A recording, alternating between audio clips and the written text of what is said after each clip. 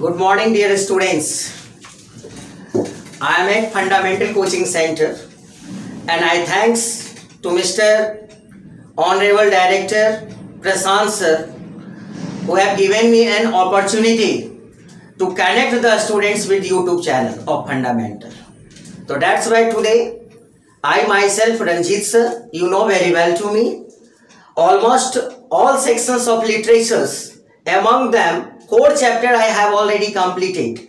Once again, on demand of our students, I am just going to start Sweetest Love I Do Not Go, John Donne. आप ये इसको मत समझिएगा कि ये सर फिर से स्टार्ट कर दिए, क्योंकि लॉकडाउन था, आपका दीदार हुए भी बहुत दिन हो गया है। आप जब फंडामेंटल कोचिंग सेंटर में आएंगे तो उस दिन मुझे महसूस होगा, सभी परिवार को भी महसूस होगा कि एक नया त्यौहार होगा जिस दिन आपका दीदार होगा। तो कम टू द पॉइंट, मैं आपको ले चलता हूं एक बार फिर प्रेम की दुनिया में, और आगाह भी करता हूं कि लक्ष्य न तेरे ओझल होने पाए, कदम मिलाकर चल, अरे मंजिल तुझे जरूर मिलेगी आज नहीं तो कल।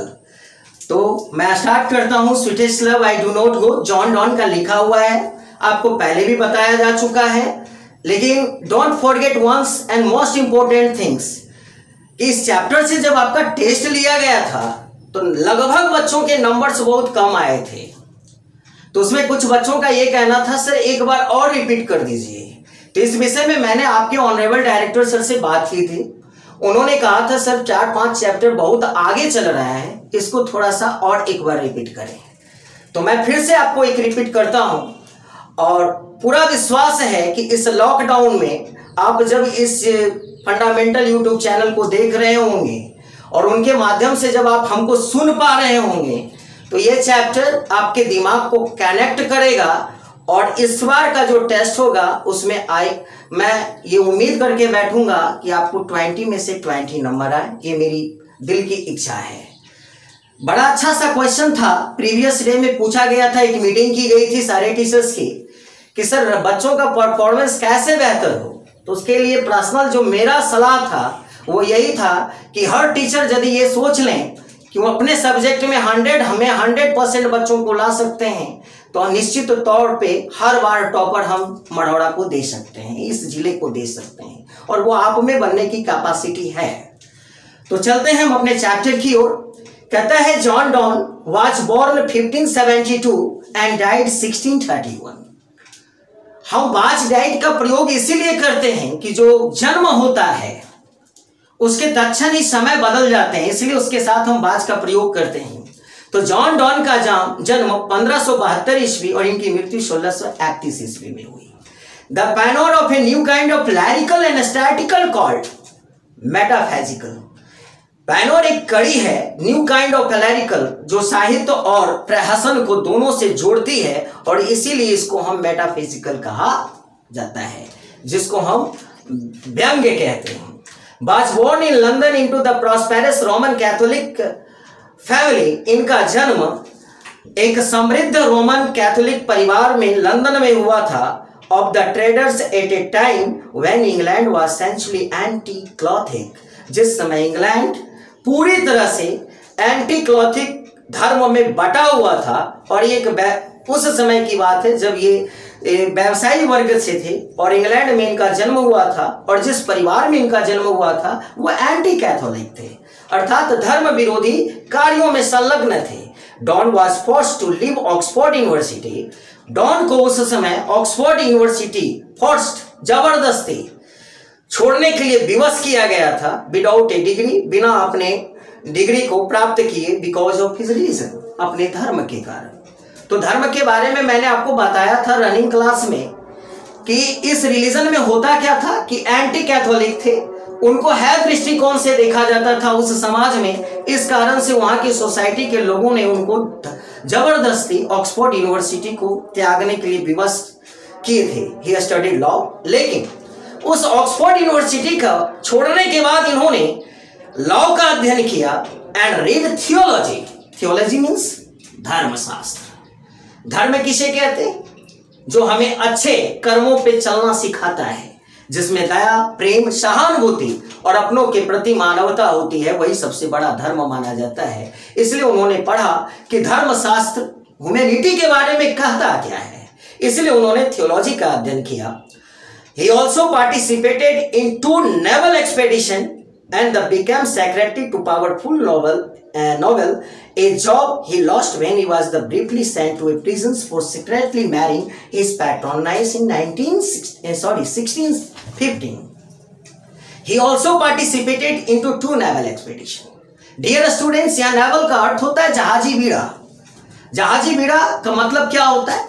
जिस समय हमारी देश, हमारी सभ्यता, हमारी संस्कृति इतनी डेवलप नहीं थी, उस समय जो यातायात का महत्वपूर्ण साधन हुआ करता था वो समुद्र मार्ग हुआ करता था। वहां पे समुद्र मार्ग से चलने वाले जहाजों का एक बीड़ा लगता था। वहां पर भी 2 बीड़ाओं के ये पार्टिसिपेट करते थे और एक शक्तिशाली सामंत के रूप में उभरे। ए जॉब ही लॉस्ट, एक नौकरी थी जो इन्होंने हाथ से ही लॉस्ट, अपना जॉब को इन्होंने क्या किया, खो दिया। When he was briefly sent to prison, और कुछ समय के लिए इनको जेल जाना पड़ा। जेल क्यों जाना पड़ा? कि secretly marrying his patroness। Patron का अर्थ क्या होता है? जब कोई बच्चा अनाथ होता है, उसके कोई नहीं होते हैं और कोई उसे संरक्षक देता है, तो उस सेंस में वो मेरे गाइडर होते हैं, उस सेंस में वो मेरे गार्जियन होते हैं। और वैसे गार्जियन की बेटी से ही इन्होंने लव कर लिया। ये इनकी सबसे बड़ी गलती थी। और लव के बारे में विशेष क्या कहना, प्रेम को जब तक प्रेम ना करो, जब तक प्रेम तुमसे प्रेम ना करे, और जब प्रेम तुमसे प्रेम करे तो डियर स्टूडेंट, उस प्रेम को तुम इतना प्रेम करो कि वह प्रेम फिर किसी और से प्रेम ना करे। ये तो प्रेम की परिभाषा थी। इसमें हम और आप कर भी क्या सकते हैं? तो कहता है पैट्रॉन्स नाइस, अपनी उसी संरक्षक की बेटी भतीजी से इन्होंने प्यार कर बैठा। और 1615 में एट द एज ऑफ 42, उस समय उसकी उम्र कितनी थी? 42। आज भी तुम बहुत सारा निकाल के देखो, बड़ी बड़ी हीरोइनें बहुत एज्ड लोगों से शादी कर लिए। किसी को पैसे की लालसा थी, किसी को दिल की लालसा थी, किसी को प्रेम की लालसा थी। तो प्रेम की परिभाषाएं सब लोगों ने अलग अलग ढंग से अपने लिए गढ़ा है। Donne accepted ordination in the Anglican church. विडंबना तो देखो, जॉन डॉन के बारे में जो सबसे अच्छी बात कहा जाता है कि मेटाफिजिकल तो थे ही, साथ में वो रिवेंजर भी थे, बदला भी भरपूर लेते थे, किसी को छोड़ते भी नहीं थे। वो मन में सोचते थे और समय आने पर उसको वापस करते थे। तो एक रोमांटिक पोएट के साथ साथ इन्होंने जिस चीजों का अध्ययन किया, ये बताता है कि उस चीज में डूबने के लिए ये कितना क्रियाशील थे, कितना कर्तव्यनिष्ठ थे। फिर कहता है Donne accepted ordination in the Anglican church. Anglican church में जब ऑर्डिनेशन हो रही थी, and soon become one of the greatest preachers of this time. और आपको पता होना चाहिए कि उस एंजेलियन चर्च में जॉन डॉन ने अपने जीवन का सबसे बड़ा भाषण दिया और उसके उत्तर में वो सबसे बड़े प्रीचर्स मतलब होता है, प्रीच मतलब उपदेश देना, और प्रीचर मतलब होता है उपदेशक बन गए। कहां? जिस एंजेलियन चर्च ने उनको एंटी कैथोलिक साबित किया था, उसी चर्च में बैठ के वो प्रवचन देते हैं, धर्म के बारे में लोगों को सिखाते हैं, नीति की बात बताते हैं। इससे जॉन डन का कद पता चलता है, उनकी पर्सनालिटी पता चलती है, उनके रिवेंज पता चलता है, उनका एटीट्यूड पता चलता है। फिर कहता है In love lyrism, Don broke completely with the Patachon traditions। कहता है प्यार में ये पड़े हुए थे, इसलिए जॉन डॉन ने जो पैटाचिन ट्रेडिशन थी, जो परंपराएं वहां की थी, उसको पूरी तरह से ध्वस्त कर दिया। और intellectual and intellectual and colloquial tone. Colloquial tone का अर्थ होता है क्या? बेबाक आवाज। जो भी हम कहते हैं बेबाक आवाज, आप भी बेबाक आवाज में बोल सकते हो। कब? जब आपका दिल शुद्ध होता है, आपका दिल और अंतरात्मा जानता है कि मैंने कोई गलती नहीं की, तो लाखों की भीड़ में भी आप अकेले नहीं हो सकते, वो लाख का आप मुकाबला कर सकते हैं। लेकिन कब? जब आपका दिल शुद्ध होगा तब। ऐसे ही हालात में ये कॉलोक्यूअल टोन के धनी व्यक्ति थे, बेबाक आवाज में अपनी बात को रखते थे और पूरी बुद्धिजीवी के साथ रखते थे, बुद्धिमता के साथ रखते थे। His love poem use the latest discovery of science and geography. ताज्जुब की बात होती है, इनकी जो प्रेम की कविताएं थी वो एक खोज थी, किस पर? विज्ञान पर। उन्होंने कहा विज्ञान की उत्पत्ति भी इसी प्रेम से होती है, इस विज्ञान की उत्पत्ति भी इसी प्रेम से होती है। और जिस भूगोल को तुम ढूंढ रहे हो, अरे उस भूगोल का सार भी प्रेम ही है। एंड हमर home to the point of the combined passions with the verbal and intellectual teasing।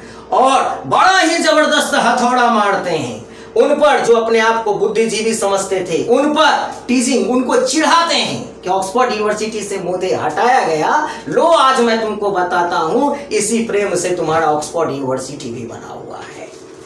फिर कहते हैं Donne is well known for is the song and sonnet. John Donne को उनके सॉन्ग और सोनेट के लिए भी जाना जाता है। अस्टेयर्स एलिजिस एंड सर्मन्स, इसका मतलब होता है अस्टेयर्स व्यंग्य भी लिखते थे, एलिजिस दुख की कविताएं भी लिखते थे और सर्मन्स धर्म की नीति की व्याख्या भी करते थे। And genuine poetic feelings hearts the matters, और इनमें कूट कूट कर कविताओं की अनुभव बसे हुए थे। अस्टेंट इन द बायमेसिकल इमेज, बायमेसिकल का मतलब होता है मनमौजी। मनमौजी का अर्थ समझते हैं क्या होता है? जो जीवन में बहुत स्ट्रगल करता है और उसके बाद जब कोई उसको उपदेश देने जाता है ना, तब उसका दिमाग मनमौजी हो जाता है। स्ट्रगल में मैं अकेला था, आज मैं किसी मुकाम पर बैठा हूं, तो ये हमको नीति और धर्म और परिवार और संस्कृति और सभ्यता की बात बताता है। उसमें ये बातें उसको चुभती है और उसका टोन क्या हो जाता है? बायमेसिकल, मतलब मनमौजी हो जाता है। And the characteristics all his poetic creation, और इसी की उपज है जो इन्होंने चरित्र और चित्रण किया है अपने प्रेम की व्याख्या के दौरान। अब उसको हम आगे के क्लास में पढ़ेंगे। तब तक लॉकडाउन है, सतर्क रहें, सावधान रहें, घर में रहें, बिना मतलब का इधर उधर ना निकलें। और 12th के बच्चे हो, जॉन डॉन की तरह प्रेम मत करो, क्योंकि तुम ना, हमें महसूस होता है कि ना तुम्हारा टोन कॉलोनिकल है, ना तुम्हारा बायोमेसिकल इमेज है, और हमें रिजल्ट चाहिए, 100% रिजल्ट चाहिए। तो हम यही उम्मीद करेंगे कि जब तुम्हारा दीदार हो तो फंडामेंटल में एक नया त्यौहार हो। All the best, very thank you.